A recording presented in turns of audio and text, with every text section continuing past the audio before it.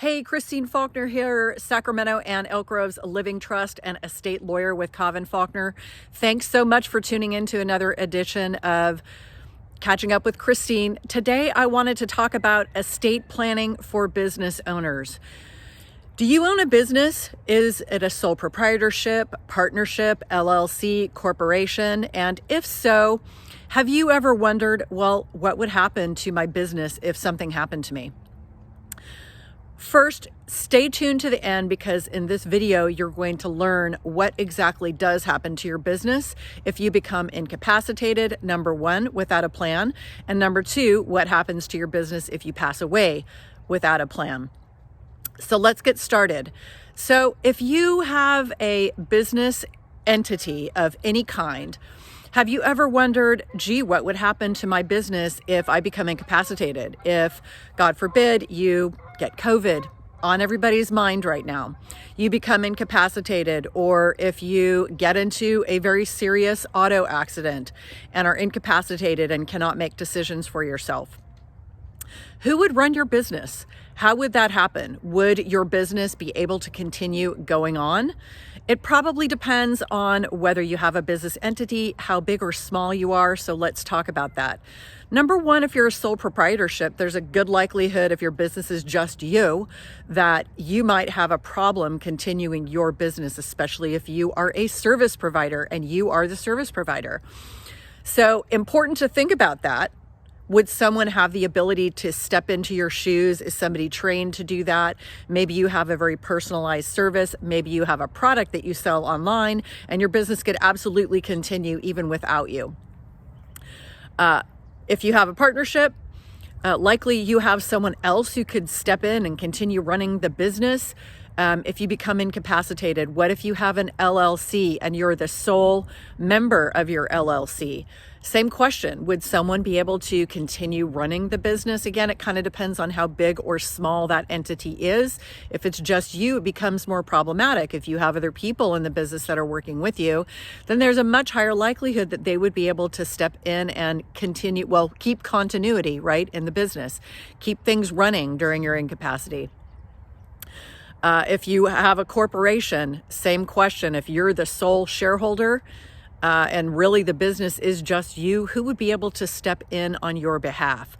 So number one, in the event of incapacity, right, you no longer have the legal capacity to make legal or financial decisions for yourself. It is crucial to have a power of attorney.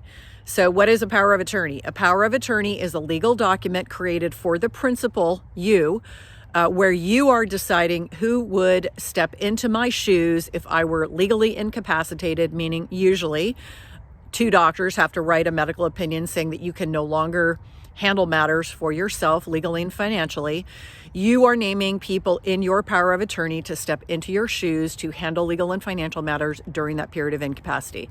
That gives those people, assuming the underlying medical opinion has been presented, that gives those people the ability to step into your role as the owner, service provider, or hiring a service provider to continue the business, or member or shareholder to take care of continuing operations of your business. Also to access bank accounts.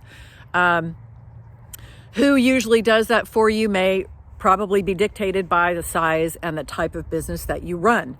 But you need to still continue being able to pay your own personal expenses. And if you're incapacitated and you don't have somebody else on your bank account, like a spouse or a significant other who's a co-owner, then your money is locked down.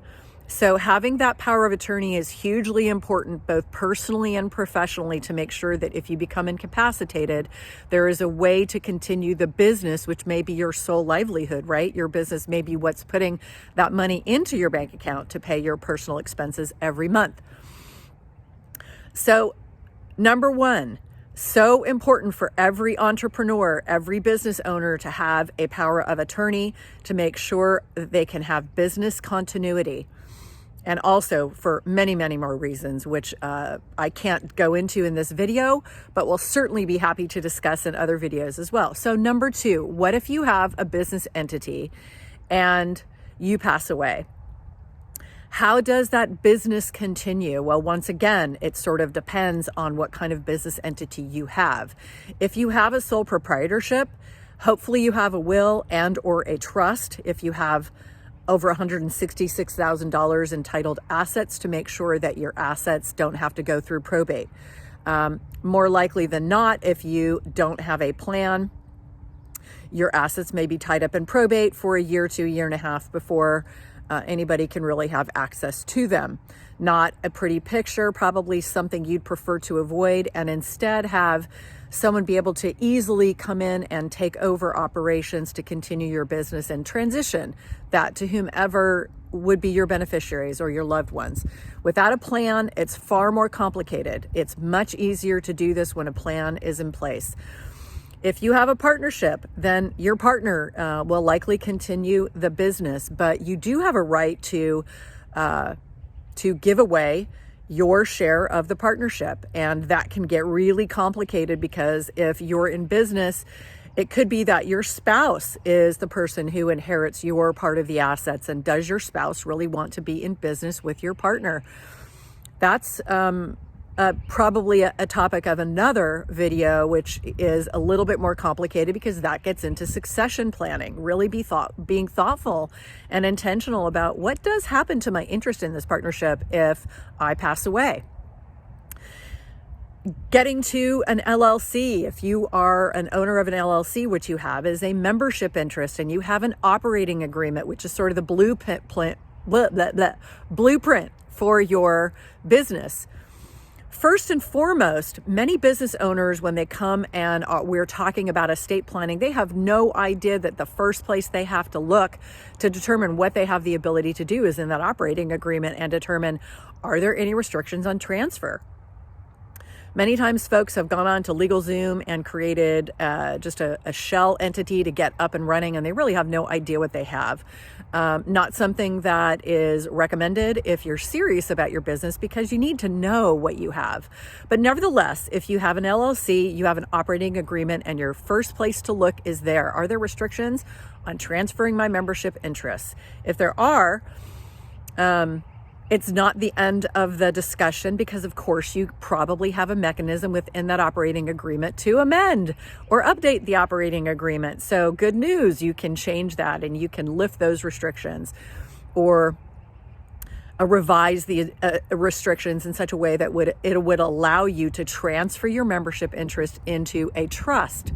So the beauty of doing that is that when you transfer your membership interest into the trust, you get to choose who your beneficiaries are, and your trustee would be able to step into your business in the event of your death and continue operations, hire people who could do that, and then pass that interest on to your loved ones, your beneficiaries, the people you would want to be able to have a continuing ownership interest in your business. Same thing is true if you own a corporation. Instead of owning an interest in the business, your ownership, the value in the interest is in your share ownership. If you're 100% owner, that means that it's all you own the entirety of the business. But the fact that you have a business in and of itself doesn't mean that you have a mechanism with which to pass the value in that business, which is your shares. So once again, you need to look to the bylaws of your corporation to determine, are there any restrictions on transfer? If there are, you can amend your bylaws. So once you have determined, are there any restrictions? Hopefully not. Then you can create a trust to make sure that you can then transfer your shares into the trust. Now your trust owns the shares of your corporation, or they are titled in the name of the trust, so that if you pass away, your shares are transferred by your trustee as you've instructed to the people who you want to actually own your business. They will be the ones who have an entitlement to receive the value in your business. So just a little thought on a complicated, complex subject.